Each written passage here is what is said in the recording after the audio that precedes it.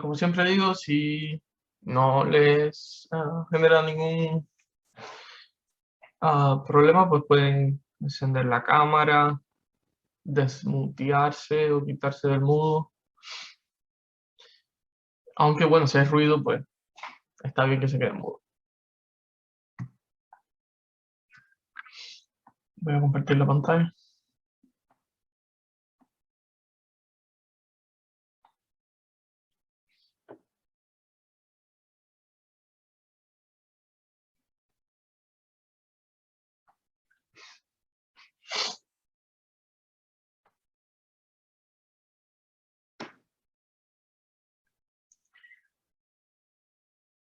¿Lo pueden ver?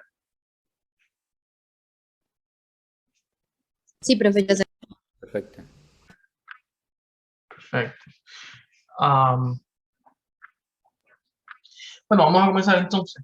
Básicamente, como pueden ver, lo que hoy vamos a ver, lo que vamos a ver esta semana, ya no tiene tanto que ver con algo general, sino un poco más en particular sobre Cuba, como un caso de corrupción en un país no democrático. O sea, que todo lo que habíamos visto un poco que aplica a las democracias y cómo la corrupción impacta en las democracias, pues ahora lo vamos a ver de manera diferente. Y vamos a ver cómo algunas cosas podrían aplicar, pero otras tal vez no aplican tanto. Entonces aquí lo que espero es que un poco surjan preguntas, que ustedes mismos se hagan algunas preguntas. Porque respuestas concluyentes difícilmente vamos a tener. Entonces, un poco, bueno, quería empezar un poco viendo por qué es importante estudiar la corrupción en Cuba, porque algunas personas pensarían que, de hecho, en primer lugar, sí es posible siquiera estudiar la corrupción en Cuba, ¿no? Y por otro lado, a veces qué tan útil es, ¿no? Muchas veces cuando uno estudia Cuba solamente lo intenta hacer desde diferentes perspectivas, como, qué sé yo, abuso de poder, etcétera, eh, o incluso desde un punto de vista cultural, desde otras disciplinas, pero desde las ciencias políticas, de manera general, no hay un interés particular especial por la corrupción en Cuba, en parte porque es muy difícil estudiarla, y en otra parte porque muchas veces desde la política nos interesan otras cosas, a otros mecanismos ahí. Pero yo creo que sí que es importante estudiarla, porque a pesar de que es difícil resolverla dentro de un régimen no democrático, o sea, por más que uno estudie la corrupción, no es lo mismo, por ejemplo, cuando uno estudia corrupción en América Latina, que uno dice, bueno, entre otras cosas, de lo que podamos aprender acá en esta investigación, se pueden proponer políticas públicas para resolverlo. Ese no es precisamente el caso de Cuba, porque evidentemente la agenda de políticas públicas del régimen no necesariamente está supeditada a lo que es mejor en ese caso, ¿no? O sea, si las propuestas de políticas públicas no son convenientes para ellos, pues simplemente la van a descartar y son solo ellos los únicos que pueden implementarlas. Cuando digo ellos me refiero al Partido Comunista, bueno, básicamente al Partido Comunista en este caso, ¿no? Entonces, evidentemente, puede haber una cierta frustración a priori ahí de para qué voy a estudiar algo que simplemente no puedo resolver. Pero yo creo que, yo creo que una de las razones por las cuales es importante estudiarla, por un simplemente interés intelectual, o sea, si te interesa, si parece un tema interesante, pues ahí puedes intentar comprender cómo es que puede ser usada. Déjame mentir, ok. Cómo puede ser usada por el régimen mismo, y así comprender mejor el régimen, cómo funciona el funcionamiento del régimen político y cómo este emplea la corrupción, pero también cómo lo afecta. Y por último, evidentemente, por una cuestión práctica también, para poder combatirla con más eficiencia durante y después de una posible transición. Un poco por prever escenarios que se den en una transición que, bueno, que siempre uno piensa que están cerca, que siempre uno piensa que está más cerca de lo que a veces podría estar. Así que no voy a hacer ninguna especulación en ese aspecto. Entonces, acá yo quería mostrarles un poco las diferentes corrupciones, democracias latinoamericanas y regímenes democráticos, un poco para compararlo. causas comunes, causas que pueden ser comunes y causas que son distintivas. La discrecionalidad es bastante común, aunque obviamente en diferentes niveles. Es obvio que los diferentes, en las instancias del Estado, los oficiales, los burócratas, etcétera, tienen cierto grado de discrecionalidad, tanto en América Latina como en Cuba. En Cuba a veces tienen muchísima más discrecionalidad, evidentemente, por razones obvias, pero bueno, es algo que está presente en ambos casos. Y lo mismo ocurre con la influencia del gobierno sobre la burocracia. O sea, por más que, evidentemente, de nuevo, aquí cambian los niveles, varían los niveles, porque en Cuba la influencia del gobierno sobre la burocracia es muchísimo mayor que en el resto de, en las democracias latinoamericanas. Aún así, sí que hay influencia de los gobiernos sobre la burocracia en buena parte de la democracia latinoamericana. Y hay varios ejemplos, ¿no? La vez pasada le había puesto el ejemplo de, por ejemplo, el caso de corrupción de Odebrecht, ¿verdad? Que donde el presidente de la empresa Petrobras estaba, pues, una de sus principales labores era recaudar dinero en los sobornos para las campañas políticas del partido, que en este caso era el PT, pero bueno, se entendía que era como la regla del juego de cualquiera que lo hubiese puesto ahí. Eso influencia también sobre, o sea, una extensión, ¿no?, del gobierno sobre afuera del gobierno, en este caso en las empresas estatales. Y el otro elemento que yo creo que se da en ambos casos, tanto en Cuba como en la democracia, es que hay una amplia presencia de economía en la zona, ¿no? Lo que se llama la economía informal o el mercado negro, etc. Eso pasa, qué sé yo, en Colombia también hay amplia presencia, tal vez no tanta como en Cuba, pero sí que hay una amplia presencia de esta economía, y pasa en muchas de las democracias latinoamericanas. No en todas tal vez, pero sí que pasa en muchas. Y por otro lado, las causas distintivas, más allá de los niveles de las anteriores, está evidentemente los niveles de accountability, horizontal y vertical. Está obviamente la imbricación entre lo público y lo privado. O sea, uno de los principales problemas de corrupción que tienen las democracias de América Latina es precisamente la relación entre, ocurre en esta relación entre lo público y lo privado. Eso en Cuba va a pasar muchísimo menos. Ahora pasa un poquito más que antes, pero va a pasar muy poco, precisamente porque hay muy poca presencia de lo privado. No existe prácticamente, o existe a muy poca escala, la presencia de lo privado en la economía del país. Eso sí se ve un poco más en lo relacionado a la inversión extranjera, que ahí sí son dineros privados. Y lo otro es el rol de las fuerzas armadas en la economía, y esto es algo que no ocurre igual en las democracias de América Latina, pero sí que ocurre en Cuba, donde las fuerzas armadas tienen un rol importantísimo, ahora mismo predominante, en la economía del país. Entonces, todos esos elementos pues, son importantes, creo, tener en cuenta. Luego,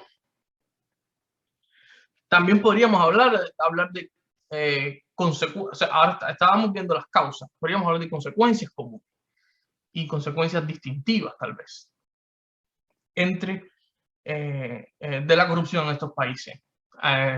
¿Se les ocurre alguna? O sea, ¿cómo lo ven ustedes? ¿Qué consecuencias, digamos, tiene la corrupción en América Latina, en las democracias latinoamericanas, que también podrían tener o que no tendrían en regímenes no democráticos, en este caso en Cuba en particular?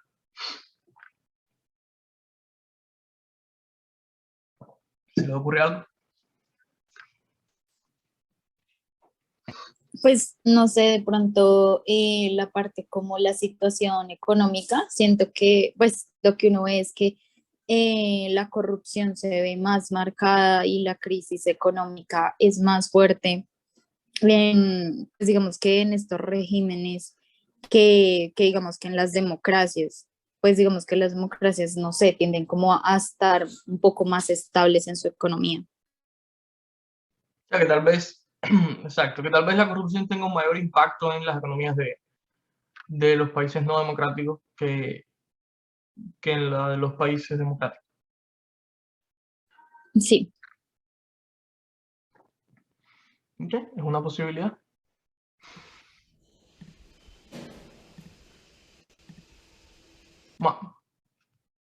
Michael.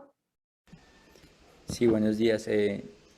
Por la misma línea, Valentina, pienso yo que, digamos, en el caso de Cuba, pues las consecuencias son muy distintas a, digamos, el caso de democracias más débiles, ¿sí? Digamos que en Cuba lo que hay, digamos, es como una lucha por la comida, entonces allí se genera como un tipo de corrupción a niveles bajos, ¿verdad? Pero también hay un tipo de corrupción a niveles altos. Pienso yo que en el caso, digamos, de las democracias o democracias débiles, este tipo de lucha no es igual. Creo yo que más bien la democracia viene desde lo mayor y, digamos, en menor medida desde los niveles más bajos, ¿sí? Cuando hablo de los niveles más bajos, pues hago referencia como a la sociedad civil, sí, que básicamente debería siendo como una corrupción no tan latente, por así decirlo. Entonces pienso que eso tiene como algo distintivo, ¿no? Perfecto. Camilo. Gracias. No, pues yo creo que en la corrupción, digamos, tiene, digamos, como distintivos paths, es decir, como trayectorias según el tipo de régimen. Yo pensaría que en las democracias daría como para terminar un gobierno, es decir, los escándalos, termina al final de cuentas tomando gobiernos, impulsando juicios políticos, pero yo creo que en la parte, digamos, del régimen autoritario, digamos, los costos de salida en una transición se suelen como magnificar con la corrupción. Es decir, cualquier dictador no quiere que le toquen por lo menos tres cosas, ni su vida, ni su familia y sus propiedades o lo que ha robado a lo largo del gobierno. Entonces, seguramente digamos, la corrupción suele ser como un factor muy importante a la hora de entender por qué es tan difícil hacer transiciones hacia la democracia, sobre todo cuando un régimen ha llevado tanto tiempo debido, digamos, a esa apropiación privada de bienes públicos. De manera que o sea, está sugiriendo que la corrupción podría ser un factor que ayuda a perpetuar, o sea, genera su propio vicio ahí, su círculo y digamos que impide que los actores que tienen el poder piensen siquiera en una transición, porque es muy peligrosa, es muy costosa para ellos. Sí, claro, digamos, yo pienso un poco en la idea de, digamos, quienes están en la rosca, pues quieren estar en ella, solamente que cuando se ven amenazados de que esa rosca se va a terminar y te van a penalizar o a sancionar por esa rosca, pues digamos, prefieres aferrarte a lo que tienes, que digamos es algo seguro, y no, digamos, como arriesgarte a lo que no tienes. Por ejemplo, digamos, cuando las oposiciones ofrecen garantías, digamos, una de las garantías es que no le toquen las propiedades o, digamos, Mm. ciertos activos y demás. Entonces, digamos que es, digamos, un costo de salida muy alto en el sentido de decir, no sé hasta qué punto la oposición me va a respetar lo que, digamos, me apropié, ¿sí? Claro, porque incluso Y- incluso si te lo prometen, exacto, digamos, somos los dictadores nosotros y la oposición Valentina nos promete que no, tranquilo, no pasa nada, todo va a ser igual, vamos a garantizarte que sea una amnistía, tus propiedades, etcétera. Aún así, Valentina luego va a estar supeditada al reclamo popular y Valentina puede cambiar de opinión. claro, exacto. Digamos, es una cuestión de confianza, creo yo, lo de las transiciones y digamos, cuando hay corrupción de por medio, digamos, eso como que complica un poco más las cosas. Incluso puede tener efectos negativos para la oposición, porque si permites que la gente que está saliendo del poder se lleve lo que ha robado, pues eso como que tiene costos de legitimidad también para, pues, para sus electores, para su base política. Ciertamente, ciertamente, es un dilema. Sí, es un dilema, literal. Ciertamente. Gracias, Camilo. Bueno, sin duda, yo creo que ustedes apuntan cosas importantes ahí. O sea, el impacto sobre la economía puede ser variado, ciertamente, y también el impacto sobre la accountability también. O sea, evidentemente los escándalos de corrupción también no tienen los mismos, la corrupción no tiene los mismos costos en estos regímenes, ¿no? En unos se maneja un poco más de impunidad que en otros. Y por otro lado, como decía Camilo, pues la parte de las transiciones, pues es interesante, es un buen punto, ¿no? La corrupción hace más difícil la transición, porque la hace más costosa. No digamos hace más improbable la transición porque la hace más costosa. No lo había pensado de esa manera, parece interesante. Yo quería mostrarles un poco los estimados de corrupción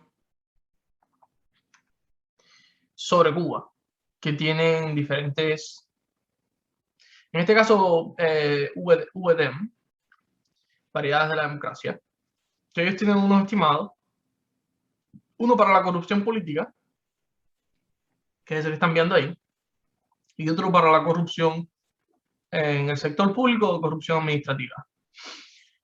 Si se fijan, es de 0 a 1, siendo 0 corrupción baja y siendo 1 corrupción alta.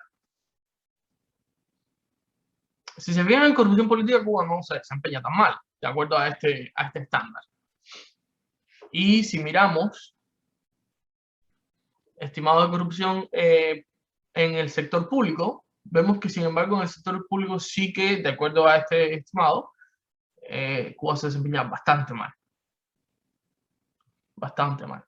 Y eso me parece interesante, porque el BIDEM, variedades de democracia, es uno de los pocos que distingue entre corrupción política y corrupción en el sector público administrativa.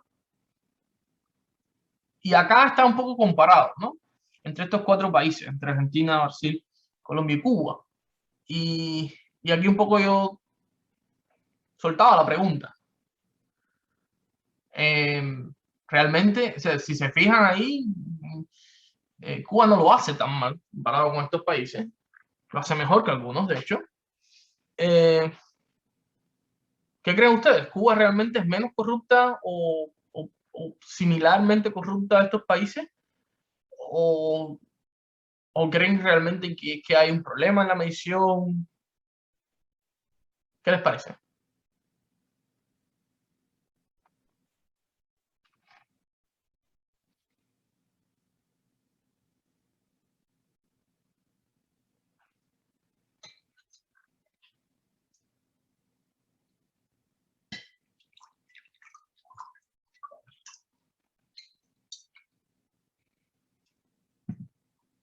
¿Lo pueden ver bien ahí o necesitan que lo pongan en la web?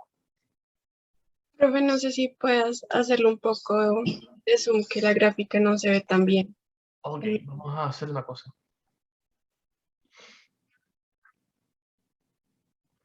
Voy a compartirlo en la web. O sea, voy a hacer esto mismo, pero lo voy a poner en la web.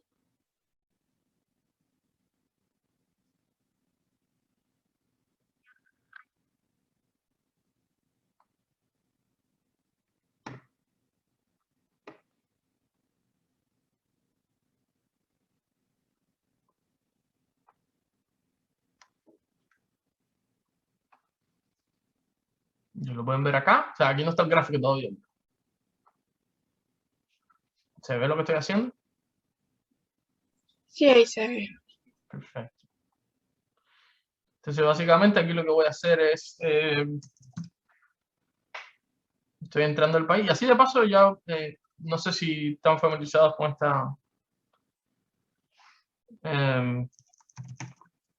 esta herramienta. Es bastante útil.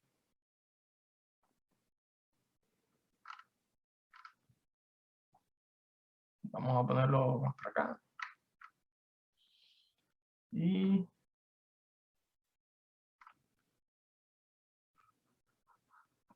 perfecto. Entonces, esta es corrupción política.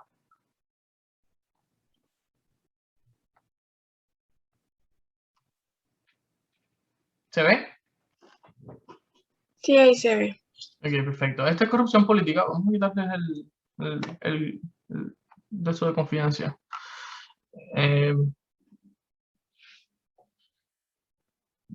Este es un poco corrupción política. Podemos mirar acá abajo dice, te explica básicamente la pregunta, ¿qué tan corrosiva es la corrupción política? Básicamente lo que está preguntando, y aquí te explica básicamente lo que quiere decir la variable. Yo me imagino que este website también esté en español, por cierto. Estoy casi seguro que lo está, la verdad es que no he mirado, pero probablemente está. Entonces te explica básicamente acá de qué va. Porque esto es un índice que es construido. Entonces acá abajo te dice el intervalo, ¿no? Desde poco a mucho, de 0 a 1. Y entonces aquí te explican básicamente cómo es que ellos construyeron el index, ¿verdad? Y sacaron el averaje del public sector, de la corrupción del sector público, etc. Pero bueno, entonces, acá sabemos que, para rápido, de 0 a 1 es el intervalo. 0 poco, 1 mucho. De manera que cuando crece aquí, por ejemplo, es que hay más corrupción política. Cuando disminuye acá es que hay menos corrupción política, de acuerdo a este índice. Pero si se fijan, está más o menos por el medio, ¿no? Entonces vamos a poner, que fue lo que le enseñé anteriormente, a corrupción en el sector público.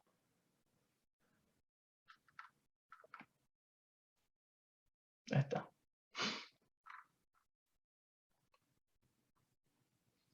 Y aquí pueden ver que es mucho más alta la corrupción en el sector público. De todas maneras, podemos asegurarnos de que estamos hablando de lo mismo. Es de 0 a 1, así que estamos bien.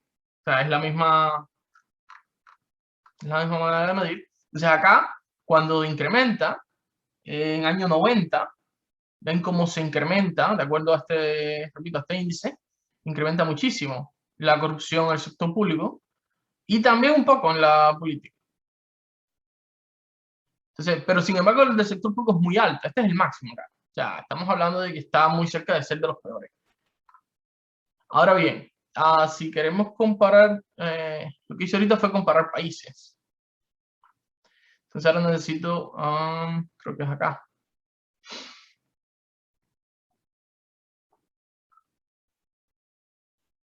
Entonces acá comparamos corrupción. Vamos a comparar corrupción política en Cuba, en Colombia, Argentina,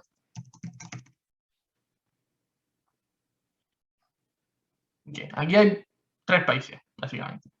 Digamos que Colombia y Argentina no son de los más limpios en la región. Así que vamos a mirar un poco cómo se comportan. Vamos a quitarles no creo que sea demasiado relevante esto y vamos a darle bastante más para acá. Como ven, a partir de los 2000, básicamente son similares las mediciones. O sea, se fija aquí, qué sé yo, Cuba de hecho está mejor. Cuba tiene 0.45, recuerden, menos corrupción, y Colombia y Argentina tienen por encima de 0.5. Lo mismo acá. Aunque aquí Argentina está mejor. O sea que un poco lo que les quería mostrar es que, de acuerdo a este estándar de medición, la corrupción política en particular, a Cuba no le va tan mal. ¿Por qué creen que sea eso? ¿O es que es así, ya está, ¿no? María José. Profe, pues no sé qué tan cierto puede ser el hecho de que no necesitan acudir a ese tipo de dinámicas políticas. Es decir, cuando uno está en una dictadura, un régimen autoritario, pues esas instituciones que llevan a las elecciones están muy cooptadas.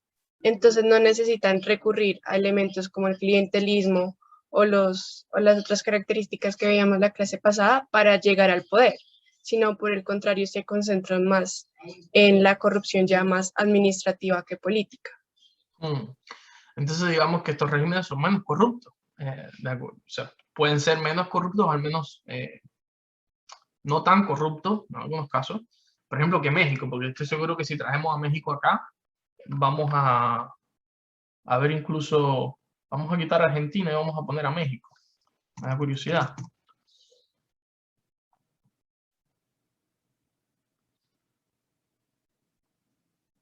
Total, ¿verdad? México está acá arriba. Un número bastante más alto.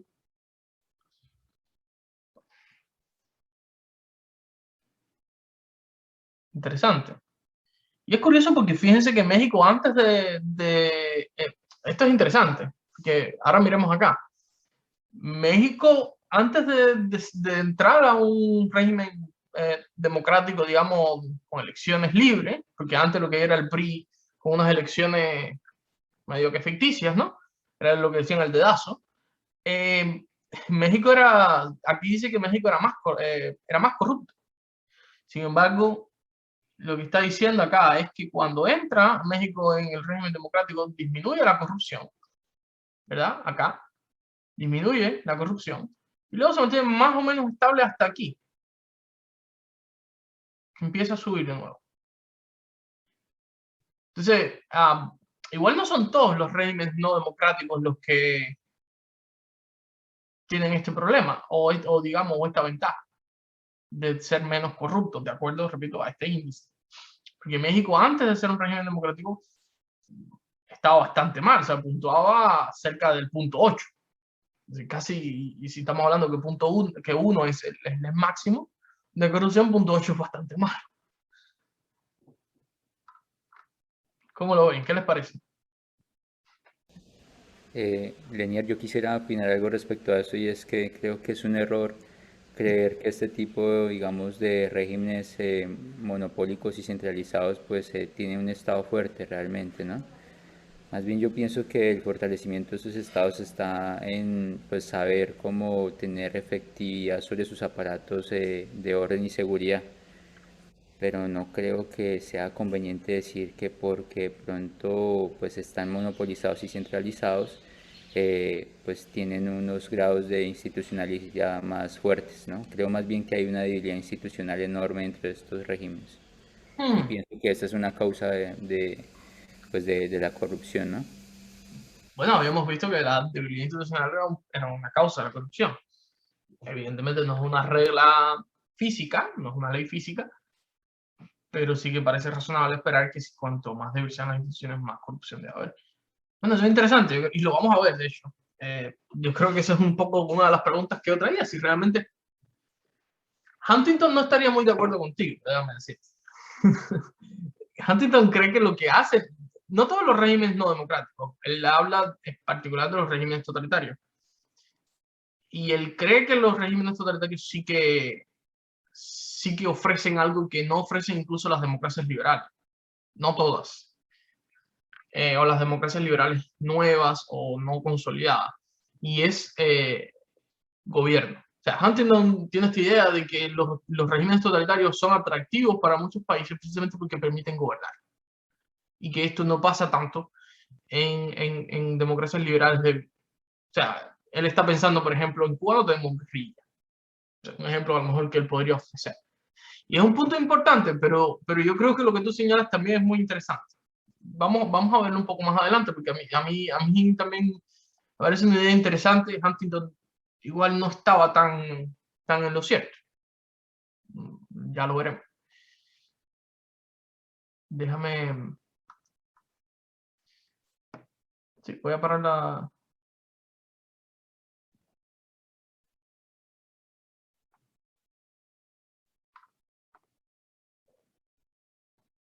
Sí, yo creo que... aunque podemos mirar un poco. Podemos mirar un poco. Yo acá mismo tenía... De todas maneras, por si lo quieres. O sea, acá, este por ejemplo, el de Transparencia Internacional. Podemos mirar a Transparencia Internacional. Vamos a hacerlo. Vamos a mirar a Transparencia Internacional, que tiene... que también mide la corrupción. En este caso, la percepción de la corrupción más específicamente.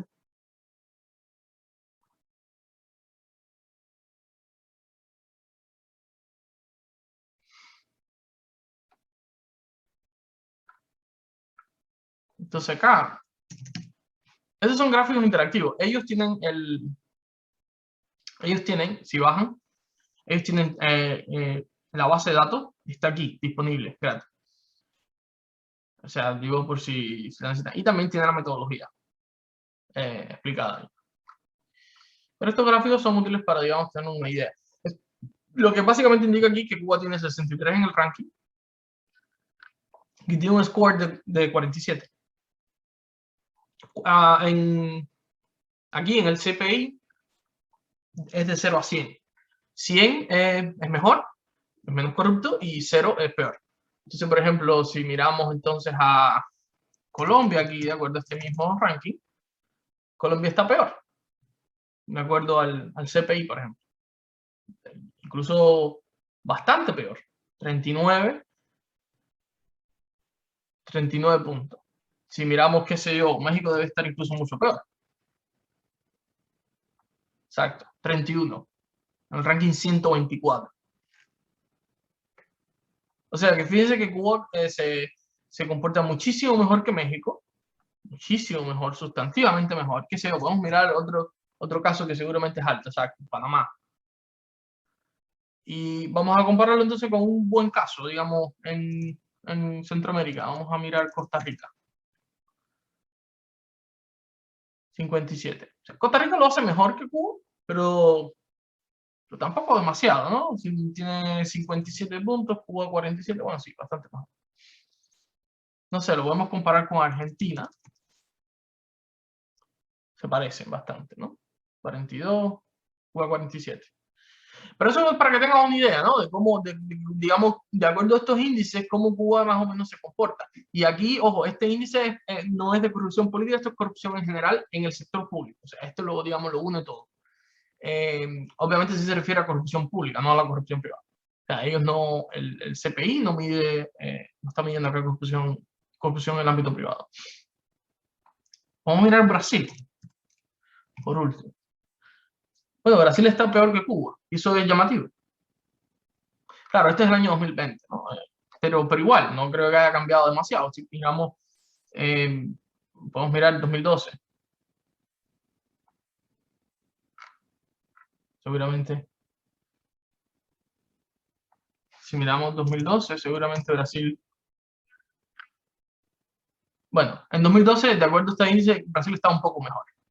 Es interesante, porque ahora quisiera ver, por ejemplo, 2018, después de Lavallato, que yo entendería, de hecho muchos hablan de que Lavallato lo que demostró fue una fortaleza institucional. Más allá de que pueda haber tenido algunos problemas, de manera general Lavallato mostró fortaleza institucional. Y sin embargo, era Brasil donde arranqué aquí, el 105, en 2018. Entonces, a mí lo que me da la impresión, un poco, que a veces estos índices son buenos, o sea, son muy útiles. No me cabe la menor duda de eso. Pero, entonces, sugerir que después de Lavallato Cuba es menos corrupto que Brasil, yo no sé, pero a mí me hace preguntarme muchas cosas de qué también acierta este índice en el caso de Cuba, en particular. A mí me llama poderosamente la atención. ¿Te puedo preguntar algo respecto a ¿Sí? la medición de transparencia internacional? Creo que es recopilada por parte de empresarios, ¿no? Son muchísimas fuentes, yo creo que lo mencioné acá, creo que son como 31 fuentes, no estoy seguro si... No, te miento. En Transparencia Internacional son probablemente... Vamos a verlo. Porque uno tiene como 30 fuentes y otro tiene como 13 fuentes. Entonces estoy confundido en cuál exactamente es Transparencia Internacional. Porque está Transparencia Internacional y está también el del Banco Mundial. Entonces no recuerdo. Sí, pero es que lo que quería como traer alusión quería traer alusión a eso es porque digamos que los grados de inversión pues claramente en los países de democracias pues va a ser más alto que en los países autoritarios, y si la percepción viene dada por los empresarios, en este caso de Transparencia Internacional, pues por lógica lo que vamos a encontrar es niveles de corrupción más altos pues en estos países democráticos o semidemocráticos, como lo puede ser Brasil y Colombia. porque allí pues hay una clara evidencia de que la inversión extranjera directa pues es más probable que en otros, en los regímenes autoritarios. O sea, allí la acción del privado es más probable que, digamos, en los autoritarismos, o en el caso de Cuba, ¿no? Y creo que ahí, digamos, lo que buscan en Transparencia Internacional es decir, bueno, yo puedo invertir en Colombia, pero siempre por un lado me están pidiendo niveles de corrupción tanto, o sea, tanto dinero. Entonces, obviamente ahí se va a ampliar pues el nivel de corrupción, ¿no? Porque si la percepción es de que en Colombia se puede invertir, pero a través de la corrupción, pues obviamente pues se va a hablar de que hay demasiada corrupción. Caso contrario el de Cuba, porque la inversión extranjera directa es muy baja. No sé si me hice entender y no sé si es Sí, yo entiendo lo que dices. En realidad, lo que también ellos miden es percepción de riesgo de estos empresarios. O sea, que normalmente lo que se podría argumentar ahí o contraargumentar es que precisamente por ser baja la inversión es porque debe haber más corrupción. O sea, porque una de las consecuencias que uno esperaría de una corrupción más alta es que precisamente haya menos inversión, porque no atrae al inversor generalmente. Vimos el caso de Odebrecht, hay un estudio sobre la empresa, que posiblemente Odebrecht elegía a los países de acuerdo a la corrupción. O sea, mientras más corrupto, pues ellos lo veían mejor. Yo creo que en el caso de Cuba, a lo mejor, pues, eso puede ser un factor, pero puede también tener que ver con la cantidad de fuentes disponibles. En Cuba hay menos fuentes disponibles, y eso puede afectar un poco la medición. Y lo otro es la percepción de los escándalos. O sea, sin lugar a dudas, si tienes pocos escándalos de corrupción, es razonable que incluso los expertos piensen, bueno, es que no hay corrupción tal cual la entendemos en los otros países. Porque no se dan esos escándalos. No hay, y aquí sí hay elementos interesantes, porque por ejemplo, financiamiento de campañas, financiamiento ilícito de campañas electorales. Bueno, eso no se va a dar en Cuba. O sea, ¿qué sentido? ¿Quién se va a financiar una campaña electoral en Cuba ilícitamente? Es que de hecho en primer lugar se supone que no te puede financiar ninguna campaña y en segundo lugar pues no hay campaña. Entonces, cuando uno mira eso, evidentemente o sea, es como hay muchos menos factores para medir la corrupción. Porque financiamiento ilícito es uno que no aplica, o al menos no de campañas electorales. Lo mismo pasa con los partidos políticos, ¿verdad? El patronajo, por ejemplo. El patronajo sí, hay mucho patronajo dentro de Cuba, por supuesto, pero es solo un partido. Entonces, no hay disputas partidistas. Algunas personas piensan que la competencia, por ejemplo, interpartidista, o sea, que la excesiva competencia puede generar, por ejemplo, corrupción. Bueno, en Cuba no hay competencia partidista, definitivamente. Y hay bastante poca competencia intrapartidista también. Entonces, esos elementos un poco que pueden decirnos bueno, que igual no se está tomando en consideración eso, ¿no? De que Cuba es un país diferente y que a lo mejor la medición debería ser un poco distinta. No lo sé. Por ejemplo, yo estoy pensando en... déjame compartir la pantalla de nuevo. Yo estoy pensando, no es lo que tenía previsto, pero estoy pensando, por ejemplo, en un elemento fundamental que es la corrupción, que puede tener la corrupción en Cuba, y es el abuso de poder. Más específicamente la persecución política. O sea, la persecución política, ¿ustedes creen que es una forma de corrupción? Sí, y hace parte del triángulo de la corrupción. Exacto, o sea, yo pienso que si la persecución política, al final de cuentas, lo que hace es que,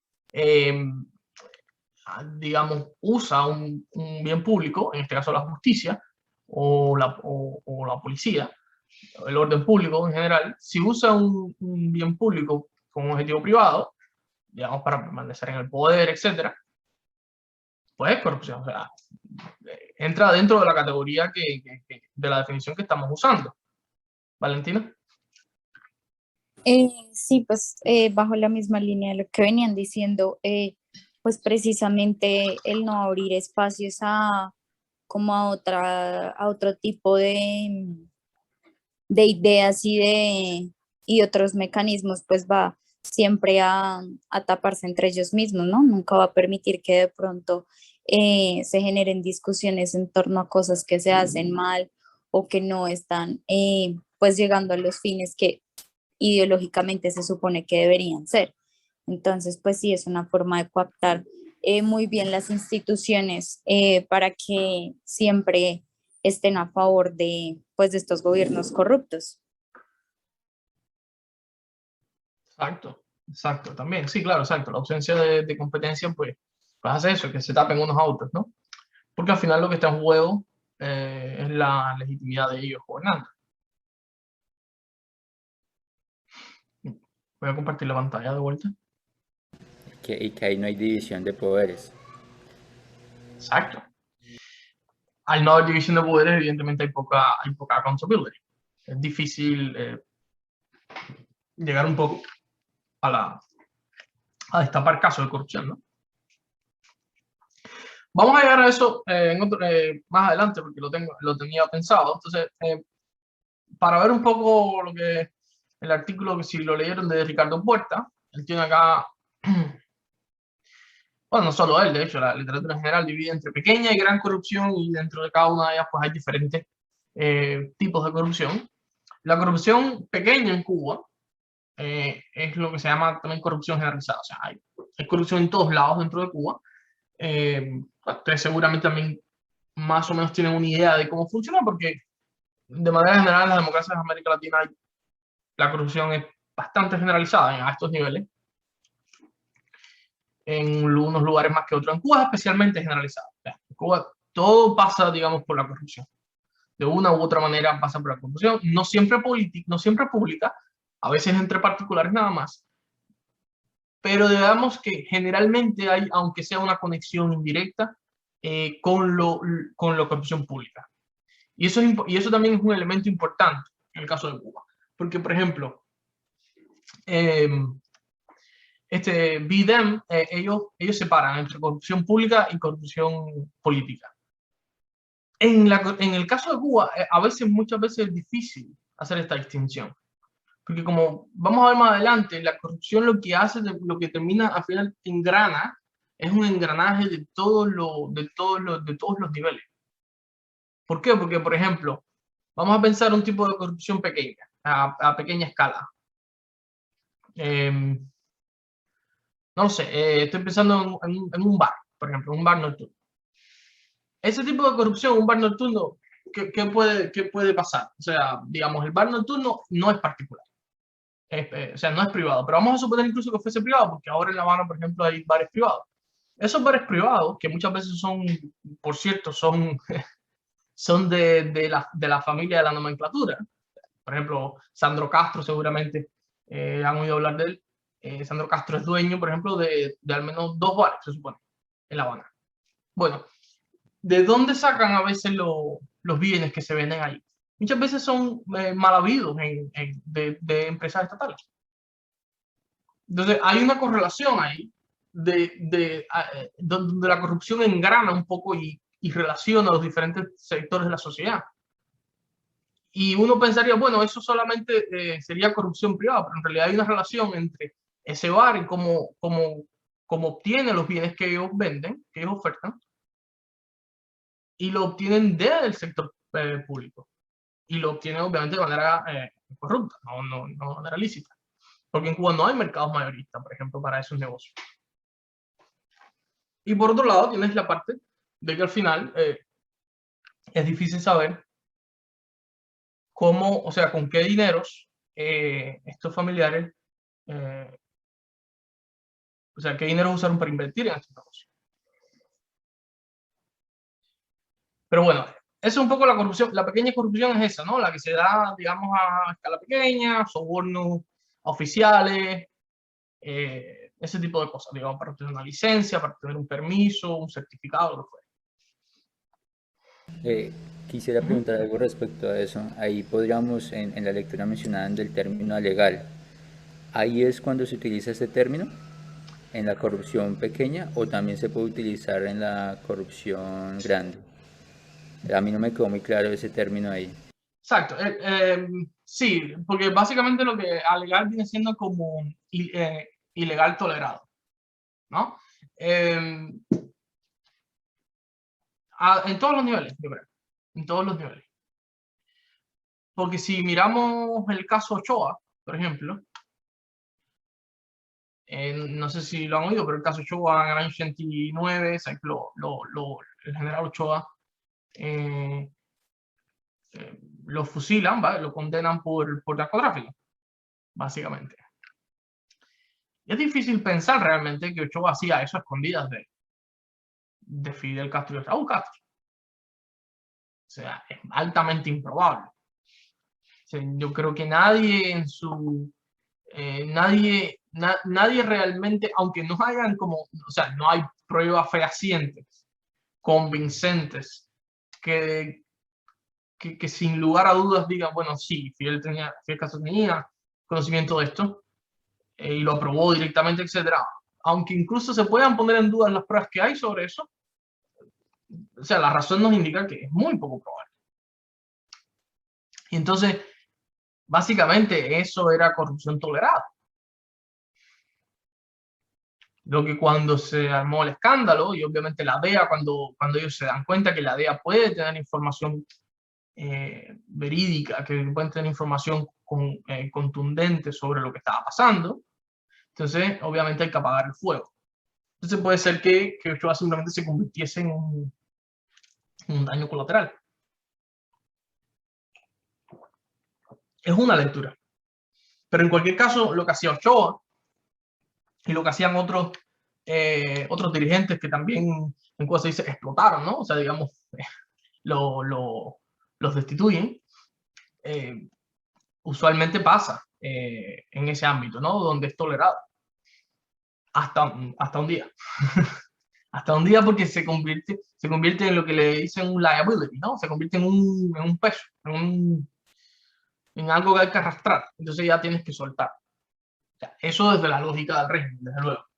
Entonces podemos tolerar ciertas cosas, pero de vez en cuando tenemos que hacer una limpieza. Y así pasa también a escala pequeña. Pasa más, de hecho, a escala pequeña. O al menos nos enteramos más. ¿Verdad? Que hay, digamos, hay limpiezas regulares, ¿no? Hay limpiezas cada cierto tiempo.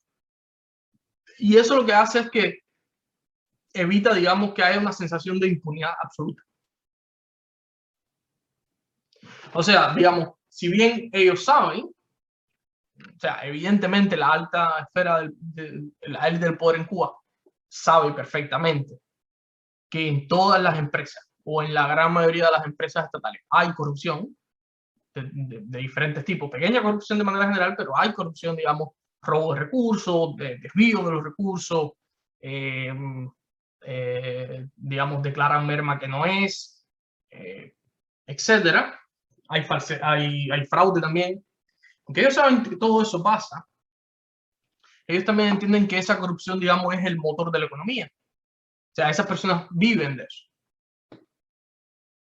Y le da cierto dinamismo a la economía. Entonces la tolera, es lo que llaman legal. Pero de vez en cuando necesitan limpiar. Digamos, de vez en cuando necesitan hacer cierta limpieza. Sustituimos algunos administradores, ¿no? Sin mucho espaviento y pues limpiamos un poco y generamos cierta sensación de que no hay impunidad. Digamos, es una lectura que yo hago de cómo funciona, ¿no? Pero esto en Cuba está un poco, digamos, internalizado. Las personas saben cómo se dice, no, ahora la cosa está mala. Eso quiere decir básicamente que hay que andar con cuidado ahora porque están haciendo la limpieza. Entonces ahí tienes que quedarte quieto para no ser tú para no caer tú, ¿no? Entonces luego todo vuelve a la normalidad.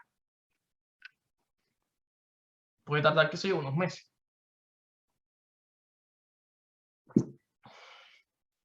Un poco va de eso. Ahora, la gran corrupción, que suele ocurrir obviamente en la élite del poder y en algunos rangos medios también. Esto es un poco lo que aparece en el artículo de Puerta. Él dice que se refiere al jefe de gobierno, ministro, el arca. Bueno, en fin, también rangos militares, desde luego. Como decía, obviamente la gran corrupción quiere decir que hay mayores beneficios, pero también quiere decir que usualmente hay mayores riesgos. Incluso en un régimen político como el cubano, los riesgos son básicamente convertirte en un liability, convertirte en un peso, en un arrastre. No me viene la palabra precisa, pero la idea es esa, ¿no? O sea, convertirte en un problema en lugar de algo bueno para el régimen. Si te conviertes en un problema, pues te van a desechar. Y eso es un poco probablemente lo que le pasó a Ochoa. Y lo que le pasó a algunos otros, que vamos a ver más adelante. Más adelante.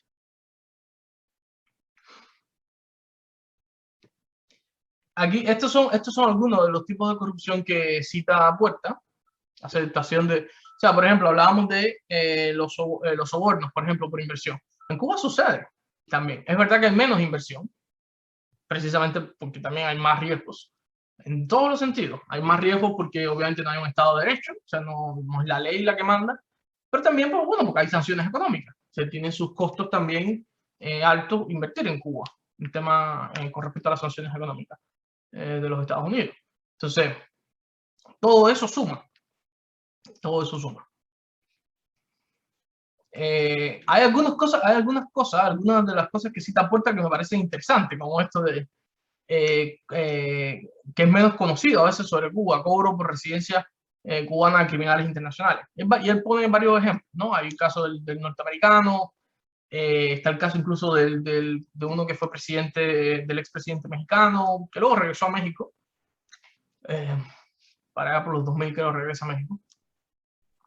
O sea, pero es verdad que siempre Cuba está como unos entramados extraños, ¿no? Entramados raros que uno no puede confirmar a veces del todo, pero de los cuales hay suficiente evidencia como para pensar que sí, que ocurre, ¿no? O sea, porque más allá de que Cuba ofrezca asilo, Cuba ofrecía asilo también incluso recuerdan, en los años 70, o sea, no lo recuerdan porque no habrán estado vivos, yo tampoco, pero digamos, seguramente han oído de los que secuestran aviones, los secuestros de aviones en los 70, Cuba le daba asilo a esas personas. Entonces uno se pregunta a cambio de qué, ¿no? O si era solamente una estrategia política. Bueno, por ahí un poco va la cosa. La venta de visados y salidas ilegales del país. Este es un elemento de lo cual se habla mucho. Es difícil saber hasta qué punto la élite del poder está metida en esto, en el tráfico humano, básicamente. Pero es altamente probable, yo diría. Es altamente probable de que sin duda los viajes son súper costosos. Por ejemplo, los cubanos que vienen por México suelen pagar entre $10,000 y $15,000. O sea, es un negocio muy lucrativo. A mí no me sorprendería en absoluto que algunas autoridades cubanas estén metidas en esto. Por diferentes vías, ¿no? Por ejemplo, a través de la Embajada Mexicana en La Habana. La Embajada Mexicana en La Habana siempre ha estado envuelta en muchísimas críticas porque, por ejemplo, nunca hay disponibilidad para sacar entrevistas. O sea, si uno lo intenta por las vías regulares, es virtualmente imposible sacar una entrevista en la Embajada de México en La Habana. Sin embargo, en el mercado informal se pagan, hace un tiempo se pagan $600 y obtenías la visa. O sea, obtenías la entrevista a la Embajada de México en La Habana. Yo no sé si hay autoridades cubanas obviamente metidas en esto. No me consta del todo, pero no me sorprende. Porque está pasando en suelo cubano. O sea, son autoridades mexicanas aceptando sobornos a cambio de citas para entrevistas en su embajada. No sé si ustedes habían oído hablar de eso. Bueno, eso es como un secreto a voces. $600 costaba. No sé ahora. Bueno, estaba cerrada. Pero, o sea, son de pronto sí, de pronto puede haber, o sea, evidentemente hay un mercado ahí súper lucrativo, que es el tráfico de personas, y obviamente a mí no me extrañaría en absoluto que estén implicados algunos personajes, ¿no?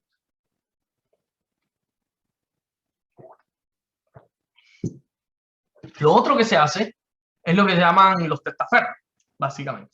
Si Cuba tiene, antes tenía las reservas del comandante, lo que Cuba tiene compañías offshore que en principio se supone que están destinadas a evadir el embargo.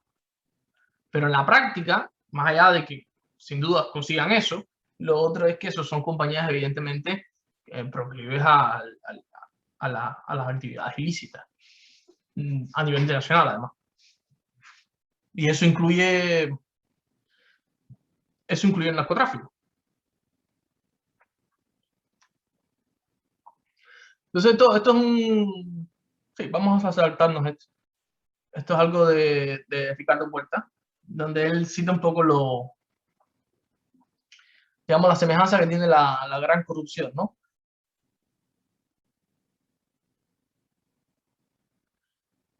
Lo pueden leer un poco si quieren, pero bueno, de manera general,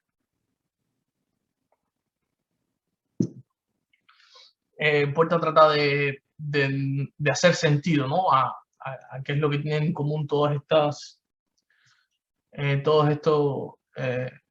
tipos de corrupción, de gran corrupción. Y un poco él describe cómo es que las personas se enteran dentro de Cuba, básicamente.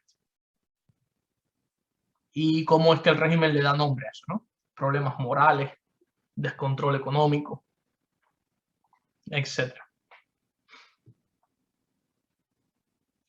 Y bueno, como decía, los tipos de pequeña corrupción ya lo había mostrado, los mercados ilegales, el robo, el fraude en las empresas públicas. Yo quería mostrarles ejemplos de discotecas porque me parece... O sea, un ejemplo básico, simple, pero que puede ilustrar un poco cómo funciona. Y yo no sé si en Colombia ustedes tienen idea de cosas similares, pero para que vean qué cosa es pequeña corrupción. Por ejemplo, en un bar, en una discoteca del Estado, un bar nocturno, un club nocturno. En los clubes nocturnos, como en todos los lugares, la bebida es más cara. O sea, digamos, una botella de ron, que se bebe mucho en Cuba, una botella de ron, en un mercado normal, cuesta $4, $5 aproximadamente. Bueno, en estos mercados nocturnos puede costar el doble o el triple, entre 8 y 12, por ejemplo. O sea, la misma botella. ¿Qué es lo que pasa? Que los empleados del bar nocturno, ¿qué es lo que hacen? Bueno, pues llevan botellas normales, se las compran ellos mismos y las llevan, y esas son las botellas que venden a un sobreprecio. O sea, en lugar de estar vendiendo el producto, que es idéntico, el producto del bar, de la empresa, están vendiendo su propio producto. Esto requiere obviamente un acuerdo entre todos. Aquí entra desde el administrador del bar, o sea, la persona, el manager, la persona que está a cargo, y todas las otras personas. O sea, todo el mundo se pone de acuerdo y hace exactamente lo mismo. En fin, lo que significa es que el bar funciona como un bar privado. Porque, como decir, no, todos están de acuerdo, digamos, el administrador es el jefe, funciona como una especie de dueño del bar. Y los otros son sus empleados. La gran tajada, de hecho, se lo lleva el administrador. Así que es una manera interesante. E incluso pueden poner productos que no están a la venta, en principio. O sea, digamos, el bar a lo mejor no vende whisky, por decirlo, una botella de whisky. Ellos pueden llevar la botella de whisky y ponerla ahí y venderla. O sea, usan ese sitio, ese espacio, esa empresa, como si fuese particular. Y eso le da dinamismo a la economía, ciertamente. Pero también genera un problema, ¿no? O sea, genera una terrible alta ineficiencia de esa empresa. Porque es eficiente para los dueños, para los que funcionan como dueños y empleados, pero es muy ineficiente para, digamos, la empresa, en este caso del Estado, ¿no? O sea, la empresa del Estado es profundamente ineficiente, no vende casi, porque evidentemente ellos tienen que reportar ventas, ¿no? Digamos, ellos venden en una noche 30 botellas, y ellos dicen que se vendieron 10 botellas. Y las otras 20 las vendieron, son para ellos. Eso significa que si el sitio le caben 300 personas, ellos van a reportar, obviamente, menos entradas, 100 personas. O sea, todo, digamos, se reporta para abajo. Y la empresa aparentemente es muy, vende poco. Sin embargo, la empresa vende bien. Entonces, eso es un ejemplo simple de cómo, y que digamos que lo conozco de primera mano porque siendo joven, pues digamos, frecuentaba los lugares. Es un ejemplo bastante simple de cómo funciona la pequeña corrupción en Cuba. Eso a lo mejor no se ve tanto digamos, me sorprendería que se viese, por ejemplo, no sé, Marco, tú me dirás, en Colombia, ¿se No, ve? no, yo creo que es al contrario. Eh, Pienso yo que por el tema del narcotráfico en Colombia todo se reporta es para arriba. Y es por el mismo hecho de querer lavar el dinero, ¿no? Bueno, claro, exacto. Se reporta para Narcotraficante, arriba. sí, Sí, es pero una buena creo manera que de verlo. Total, total. Sí, claro, en ese caso se reporta para arriba si están lavando dinero. Digo, si no lo están haciendo, pues reportan lo que es. O salvo que tenga que ver algo con los impuestos. No sé. O sea, que reportes menos para pagar menos impuestos. No sé. Pero no se da exactamente igual. No se da esta idea de que algo público funciona como algo privado. Eh, no ocurre porque en este caso los dueños de los negocios en Colombia, digamos, están al tanto de que precisamente sus empleados no hagan eso. Obviamente la empresa cubana, la empresa del Estado, no tiene los mecanismos necesarios para poder realmente controlar ese tipo de corrupción. Porque se supone que es el administrador el que debería controlarlo, pero es que el administrador es el primero. Y el administrador a su vez tiene sus jefes también. Entonces, estas son las causas de corrupción que señala Puerta, que a mí me parecen un poco limitadas, pero aquí volvemos al debate de la institucionalidad. Puerta dice que él le llama abuso de poder, a mí especialmente no me gusta abuso de poder como una causa de la corrupción, porque a mí me parece que el abuso de poder es un acto de corrupción y no una causa. Eh, pero bueno, yo lo llamé de otra manera, ¿no? Ausencia de transparencia y mecanismos de accountability.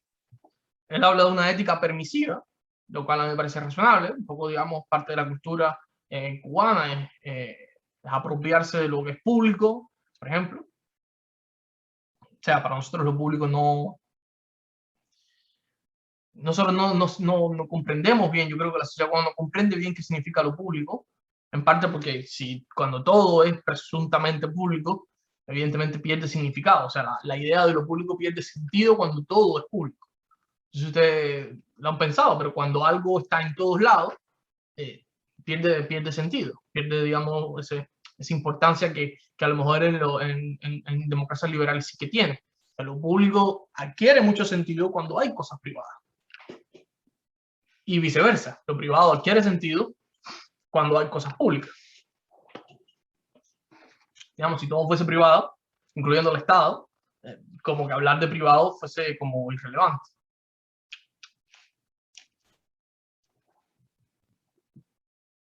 Entonces aquí, la otra causa, además de la ética permisiva, ¿no?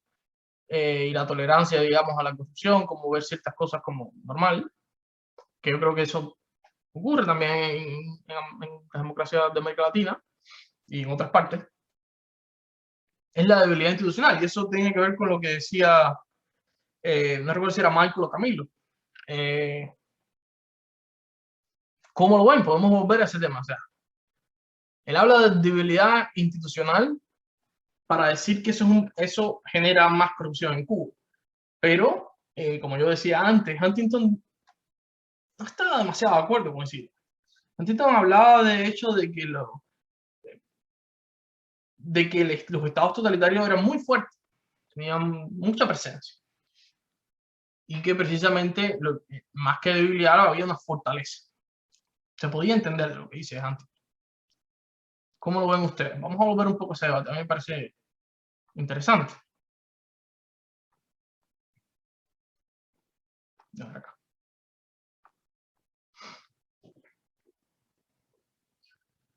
De hecho, ya estamos terminando. Como prometí, vamos a terminar.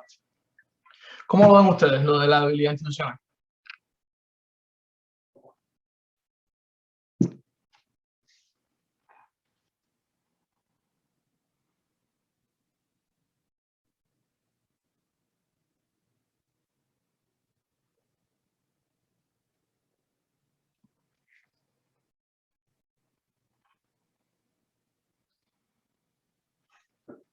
¿No lo ven?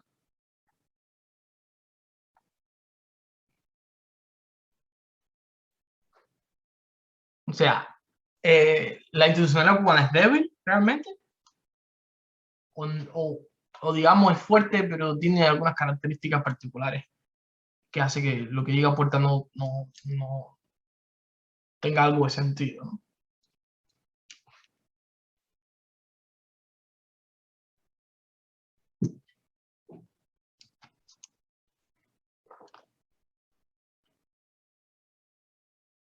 María José. Yo lo veo más como una consecuencia que una causa. Digamos, sí creo que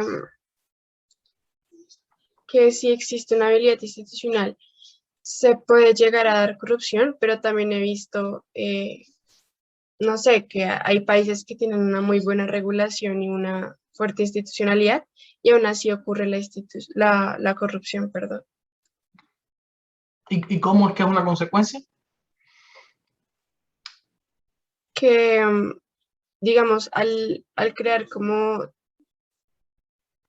es que no sé cómo ponerlo, pero cuando uno realiza estas prácticas, de pronto yo lo veo como que se crean instituciones informales que entran más a coaptar o reemplazar las instituciones formales que, pues, las que se deberían dar, por así decirlo, las que están sancionadas por medios legítimos, por decirlo de alguna manera.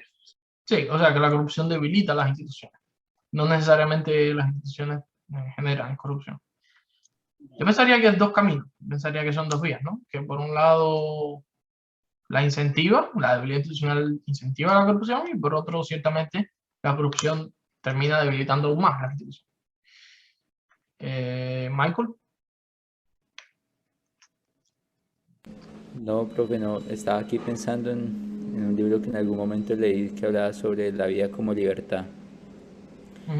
Estaba yo en ese diseño institucional en el que muchas veces se crean mercados de resistencia por la misma institucionalidad, ¿no? Porque es tan rígida en ocasiones que lo que hace es, pues, lo que tú decías, aumentar la corrupción. Entonces yo pienso que es una paradoja, ¿no?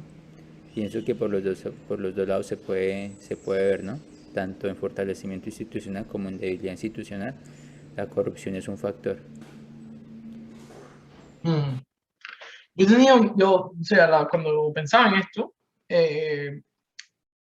porque yo no me había percatado de esa idea de puertas, no me percaté sino hasta hace unos días, de esa idea de que en Cuba había una debilidad institucional y un poco recordé, ¿no? Él habla de un estado hipertrofiado.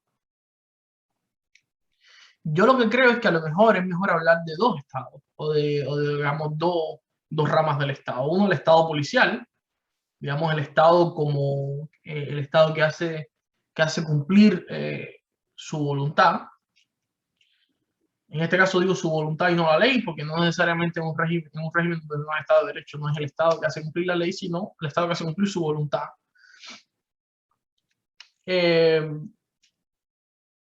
Y por otro lado, el Estado empresario. Y yo creo que Puerta se está refiriendo al Estado empresario y no al Estado policial, ¿no? Entonces, a mí me parece que a lo mejor es más sensato dividir esos dos ámbitos del Estado en Cuba, obviamente, en el ámbito de un totalitarismo, post-totalitarismo criollo en Cuba, lo que estaríamos viendo un poco eso, ¿no? Un Estado policial fuerte, aunque yo creo que cada vez más débil, pero eso ya para otra discusión, un Estado policial fuerte, extenso, que hace cumplir su voluntad realmente, o sea, que es capaz de hacerlo en todo el territorio nacional, donde no hay vacíos del Estado, pero a su vez un Estado empresarial débil. A pesar de que tiene presencia débil. Por eso mismo ejemplo del bar, por ejemplo. O sea, sí, el bar es del Estado, o público, entre comillas, ¿no? Porque yo creo que del Estado y público no son la misma cosa. El bar es del Estado, pero no funciona como si fuese un bar del Estado, no del todo. O lo hace mal, digamos. Si no lo hace como el Estado querría que lo hiciese. O sea, que digamos que el Estado empresarial no puede hacer cumplir su voluntad de empresario. y sin embargo el Estado policial sí que lo consigue. Entonces, a mí me parece que a lo mejor tiene más que ver con eso. Digamos, el Estado empresarial es débil en ese sentido, el Estado policial es fuerte. O al menos efectivo, ¿no? Tal vez es mejor hablar de efectividad, ¿sí? Sí tiene coherencia si lo ves así, porque digamos ahí vendríamos a hablar sobre el término de lo alegal, ¿no? Y ver que este término, pues precisamente, ¿cuál fue el término que tú dijiste ahorita? O sea, lo que va a permitir es que haya una circulación de la economía, o sea, si no existiese, digamos, ese estado empresarial débil, porque el mismo estado cubano, pues digamos, no es capaz de propiciar lo que sí hace el mercado negro.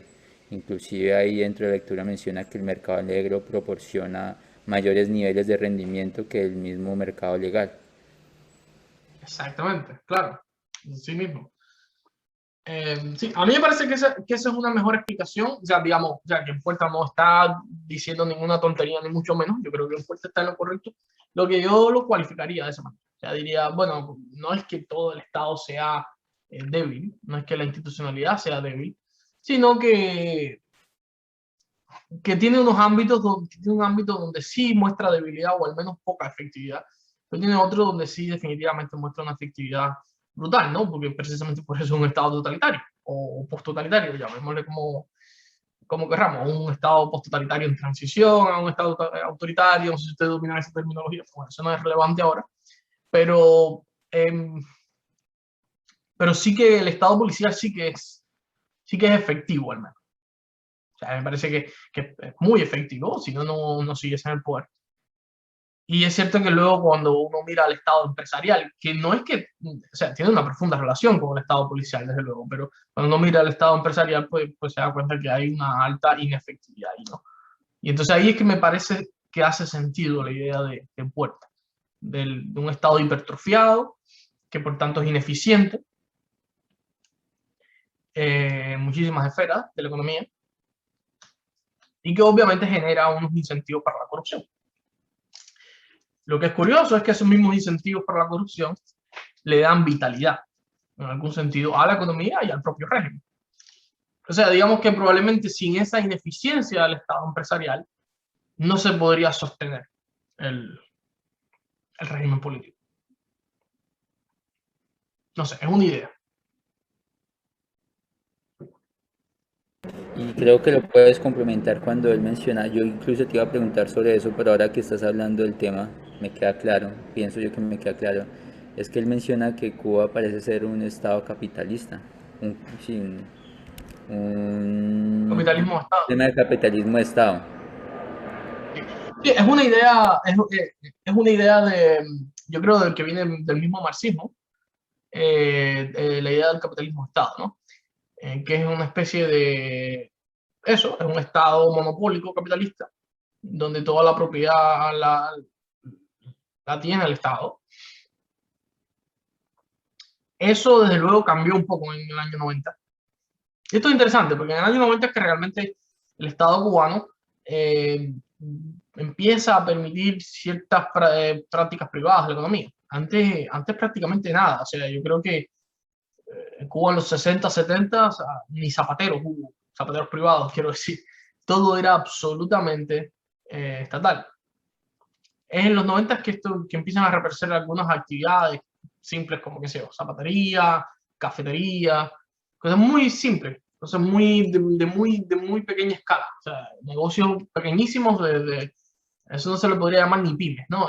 Sería como una mini pyme, porque era negocio de subsistencia, al fin de cuentas, ¿no? Luego se retrocedió cuando llega Chávez al poder, en Venezuela, o sea, o incluso antes, realmente se empieza a retroceder.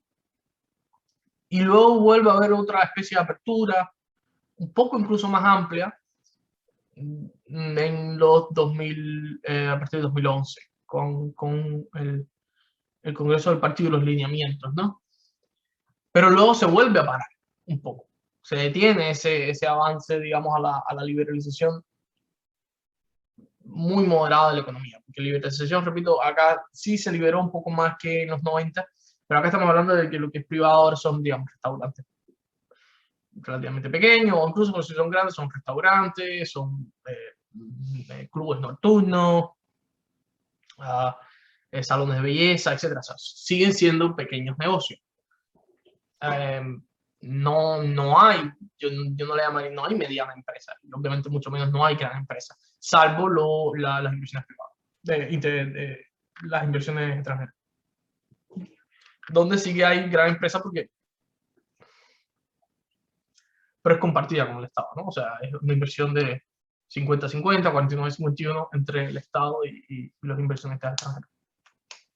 Entonces, bueno, yo creo que esa es la lógica, ¿no? Un poco la debilidad institucional en el Estado empresarial y no tanto en el Estado policial.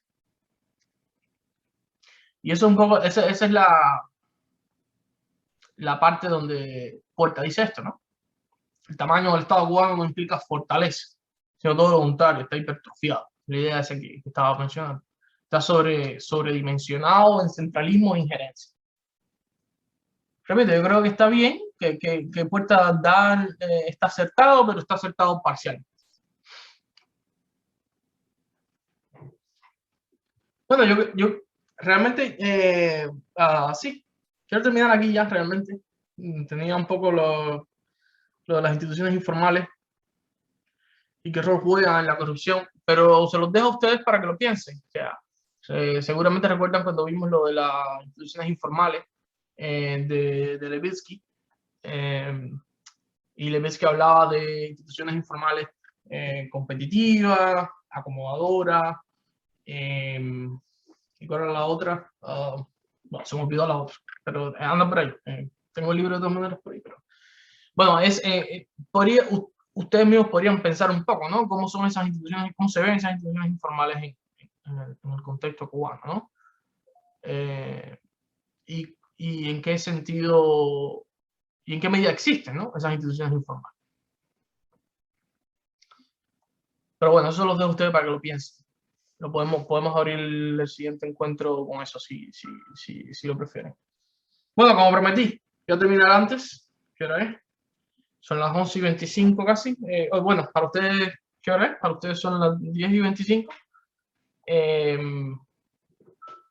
Nada, ¿alguna pregunta? ¿Algo que se quede?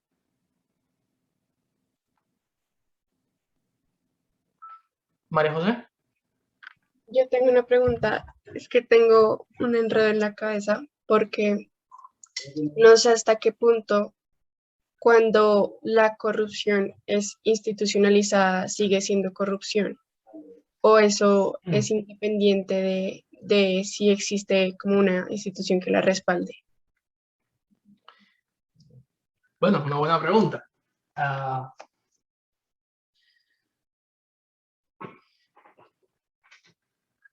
Es una buena pregunta. Yo a eso lo que podría responder lo siguiente. Va a depender de cómo definan la corrupción. Si uno, usualmente, lo que estamos haciendo cuando decimos que la corrupción es el uso de un poder público confiado para beneficios privados particulares, de alguna manera hay una presunción ahí de una especie de valor universal. O sea, digamos, hay un juicio moral de fondo, hay algo normativo ahí que te está diciendo que hay ciertas prácticas que son simplemente inaceptables moralmente. Sí, exacto, o sea, es como el tema de los derechos humanos, ¿no? Derechos humanos universales, inalienables. Todo depende un poco de qué posición uno asuma en ese sentido. Si uno asume bueno, de que en realidad la corrupción va a variar de acuerdo a una cultura, pues obviamente uno va a tener ciertos conflictos, ¿no? Porque claro, cuando está institucionalizada, pues uno podría pensar, bueno, simplemente esa cultura la acepta. O bueno, o los jefes de esa cultura impusieron esa institucionalidad. Y ya está, no hay mucho más que decir, no puede ser corrupción, como dices tú. Pero sí, va a depender un poco de eso, va a depender de la definición de la corrupción, va a depender si hay un juicio normativo ahí detrás de esa definición, o si más bien vamos a asumir una especie de relativismo, ¿no? De va a depender según el contexto.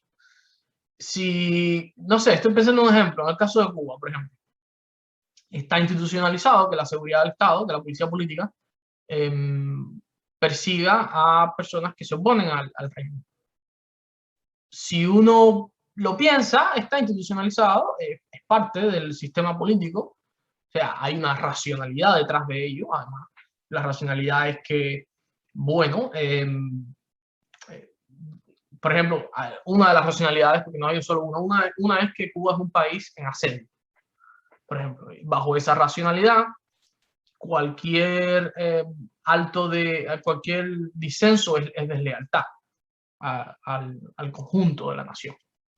Es una deslealtad porque está dándole una posibilidad, digamos, a un Estado enemigo de, digamos, de sacar ventaja. Un Estado enemigo siendo los Estados Unidos. Esa racionalidad, que uno puede discutir si es absurda o si es verdadera o si tiene fundamentos históricos o si no los tiene, hace que se institucionalice esa práctica de perseguir judicialmente o extrajudicialmente a personas por motivos políticos. Eso, desde un punto de vista, si uno asume una posición universal de ciertos valores, uno cree que es simplemente corrupción y ya, sin importar que esté institucionalizada. Pero, ciertamente, se puede argumentar que si los cubanos aceptaron esa manera de esa institucionalidad en un principio, pues hay que aceptarla y no es corrupta. O sea, no hay por qué entonces en ese caso argumentar que es una práctica corrupta, porque está institucionalizada y además aceptada, claro. Y la otra sería, bueno, cuando los cubanos dejen de aceptar esa práctica, pues entonces comenzará a ser corrupta. No sé, María José, si respondo a tu pregunta, y no sé si te queda más claro o peor, o menos claro. No, sí me queda más claro, profe, gracias. Desde luego, como ustedes verán, yo asumo una posición más universalista, pero bueno, ciertamente no es la única, evidentemente, no es la única. Vamos, ¿alguna otra pregunta? ¿Sobre esto o otra cosa?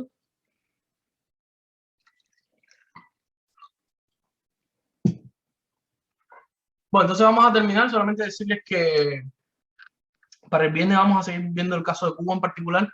Vamos a ver un poco cómo, digamos, vamos a mirar más a cómo digamos, qué dinámicas de corrupción, cómo las dinámicas de la corrupción se relacionan con el régimen. Cómo el régimen usa la corrupción, cómo la corrupción puede afectar al régimen, cuál es la respuesta del régimen a la corrupción o a los diferentes tipos de corrupción.